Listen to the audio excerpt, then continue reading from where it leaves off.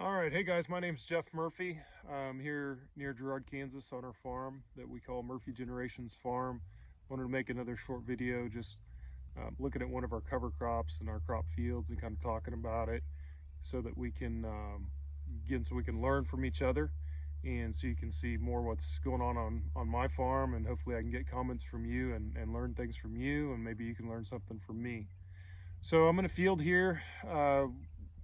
Again, we've really just started with cover crops. This would be the first crop that's ever been on this cover crop that's ever been on this field.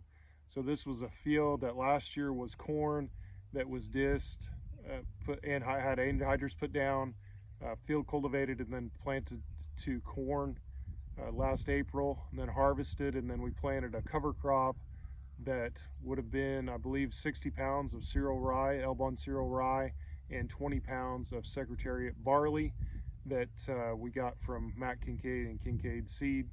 And that was drilled with our John Deere drill in late September, and yeah, drilled on 10-inch rows. So that's what this is.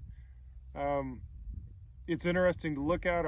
I'm fairly pleased with it. I think it's done fairly well. I think you can see spots in the field that's interesting, that are more tillered out, that are darker green, that probably got double anhydrous ammonia last year on the ends where I was turning, and so I think there's some extra nitrogen there, and it looks healthier in those areas. We do see some of this that's yellow, that is probably lacking nitrogen, but we haven't put any fertility down. My thought and hope is that we're going to cycle enough nutrients that we can provide that fertility for our soybeans, which I plan to no-till here sometime coming up here in April. And I plan to no-till those soybeans green right into this cover crop, then roll that cover crop down to help with the weed suppression, and then we'll use a herbicide if we need to later. So yeah, so I've got a shovel here. I'll dig a hole. We'll look and see what we see. We're also doing grazing out here. You may see the cows behind me, and it's been interesting looking at the grazing. It's gone pretty well. The cows really like it. It's pretty rich, and so their manure is pretty loose, but they like being out here, and the hot wire has worked well to keep them in.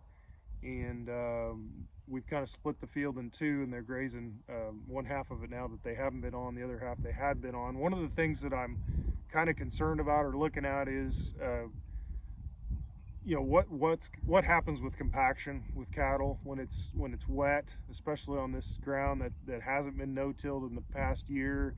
It's interesting to compare it to ground that was no-tilled.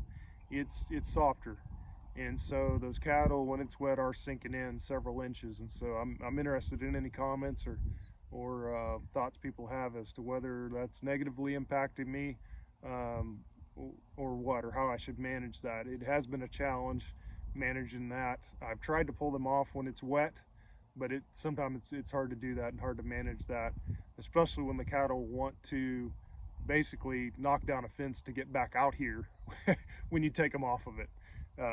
So that has been a challenge. And there's actually a cattle track right back here.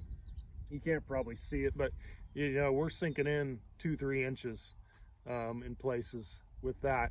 So one other thought on that is maybe it can be helpful in that maybe stores water and puts it down, and stimulates the roots, and maybe helps put water into the soil, is another thought on that. But I'll go ahead and dig right now.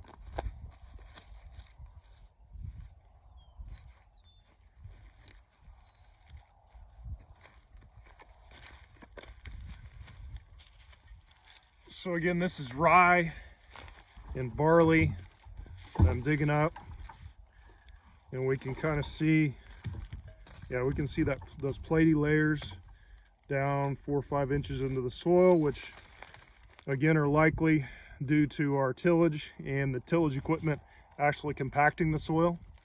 We can see an earthworm right there, which is a good sign. So those earthworms should be really moving residue and materials in the soil, and perforating the soil to help with water infiltration, which is good. Yeah, so as we break it apart, there's another earthworm, real fat one.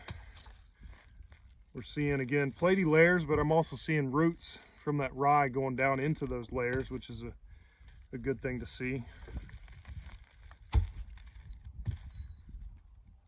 Another small earthworm, so several earthworms in here. And then another thing you're looking for is just to kind of see what the roots look like, how deep they're going, how much soil is being aggregated. You know, there's definitely soil on the roots, but I'm also seeing bare roots.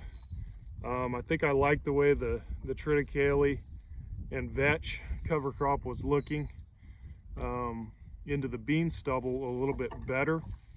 There is some aggregation maybe in the surface inch, but not very deep. And so I think we're definitely doing some good, but slow improvement, and maybe not as good as what I see in the triticale and the vetch. So, all right, guys, I think that's all I have. Again, I will throw in that we are planning to sell some quarters of beef, and the price on that, planning for the price to be $650 a quarter. So if you're interested in that, let me know, send me a message, and those will be available in August of this year. So let me know if you're interested in that, and also comment and subscribe, because I'd like to grow this and get more education out there, so that we can all learn from each other. So thanks, guys. We'll see you.